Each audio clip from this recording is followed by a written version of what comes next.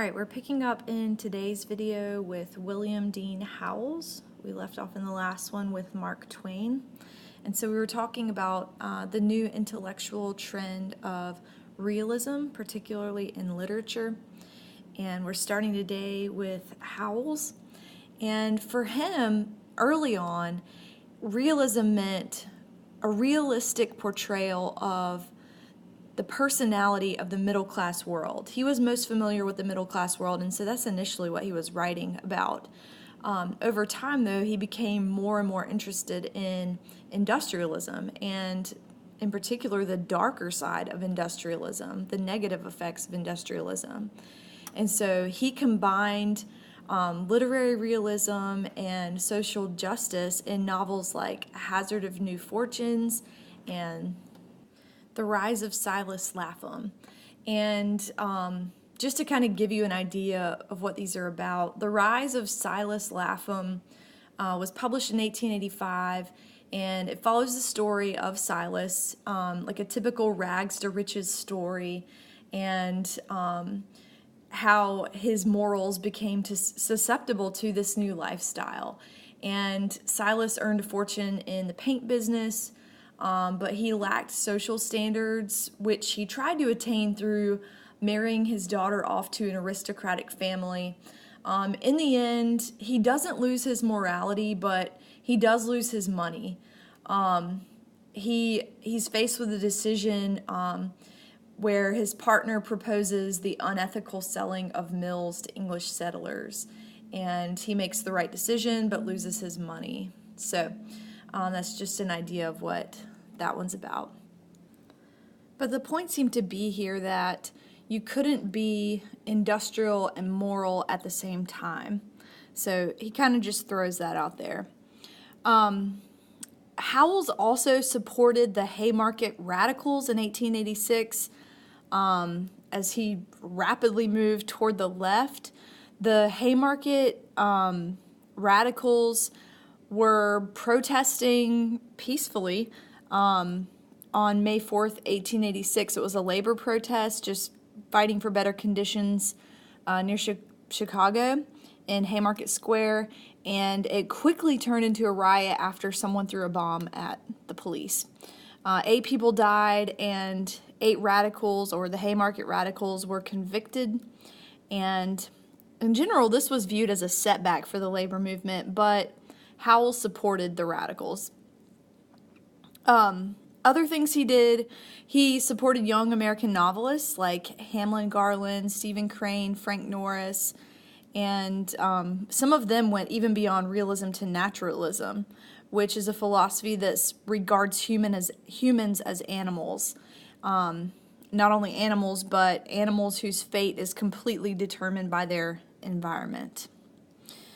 So then we have Henry James. And this guy was a cosmopolitan man born into wealth, and he lived most of his adult life as an expatriate. An expatriate is a person who lives outside of their native country, and he was living in England. He never really gained any recognition during his lifetime, but his theme throughout his work was the clash between American and European cultures, and also the corrupt relationships found in high society, which is interesting because that's kind of where he came from. Realism not only had an impact in writing, but it also had an impact on art. Foremost among the realist artists was a guy named Thomas Eakins. I hope I'm saying that right. Thomas Eakins. He was greatly influenced by the European realists of the 17th century, and as an early innovator in motion pictures, he used that to study people and animals in motion. Interestingly, one of his memorable works was Gross Clinic, and that portrayed graphic illustrations of surgeries. And you can enter that into Google, a very real topic for the time. But that work is on Google if you want to look at it. Another important painter was a guy named Winslow Homer. And Winslow Homer was a watercolorist from Boston who used all of the realist techniques for accuracy and detail to enhance his sometimes romantic, throwback to Romanticism, land and seascapes. But the careers of people like Thomas Eakins and Winslow Homer and many other leading artists of the area, Mary Cassatt, I could be saying that wrong, James McNeill Whistler, it demonstrated that America welcomed first-rate artists, and it showed that if you were truly talented, you could make a good living in the United States, painting or drawing or whatever their medium was. During this period, most of this art wound up in mansions and museums of the United States, which many of them are still there today.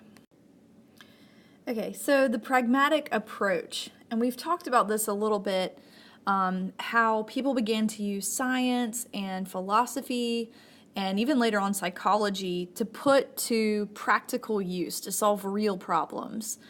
And the father of this pragmatic approach was a guy named Charles Peirce, and he argued that concepts could be understood only in terms of their practical effects. In other words, if your philosophy doesn't actually help anything, then it's useless. And so they were able to use these fields of science to bring change for people in the slums, in some cases. The downside to pragmaticism was that it seemed to suggest that the end justifies the means. If it has a good effect in the end, then you can kind of do what you need to do in the middle to achieve the end that you're looking for. So, good and bad there. Okay, the knowledge revolution. So this new industrial society placed new demands on education, and it even gave rise to new ways of thinking about education. And we've talked about the increase in attendance in colleges and universities and reformers coming forth like Dewey. And with all of this, America began to emerge from the intellectual shadow of Europe. Americans began to make significant contributions to the sciences, as well as the relatively new social sciences. And of course, American literature flourished during this time. And pretty much for all ages, Americans began to hunger for information. And the evidences for this are the growth of public libraries and the boom in the number, size, and sophistication of newspapers, which basically served to satisfy the public's newfound curiosity. Not to mention the Chautauqua type movements, and I'll put this in here just because you probably won't be able to just figure out that spelling. So the Chautauqua movements started when teachers in Chautauqua offered instruction, good meals, evening song fests around the campfire, and a relaxing atmosphere. And you could pay $6 for 2 weeks. And it was basically a 2-week course for Sunday school teachers. And eventually they taught literature, science, government, economies, sort of like a professional development for initially just Sunday school teachers. But a growing and better educated population created a demand for printed materials. And at the same time, technology was invented to reduce the cost of producing newspapers and other printed works. Papers that were popular during this time, Pulitzer's New York World and Hearst's New York Journal, appealed to a mass audience and competed fiercely for readers. So by the turn of the century, more than 5,000 magazines were in publication. So eventually, around the mid-1880s, several new serious magazines adopted like a hard-hitting, controversial, and investigative style and inquired into the social issues of the day, again, and competing for more readers. Popular magazines rarely discussed the great issues that preoccupied the intellectuals of the day, but some topics traversed both intellectual trends and pop culture. So that concludes our Chapter 19 video notes.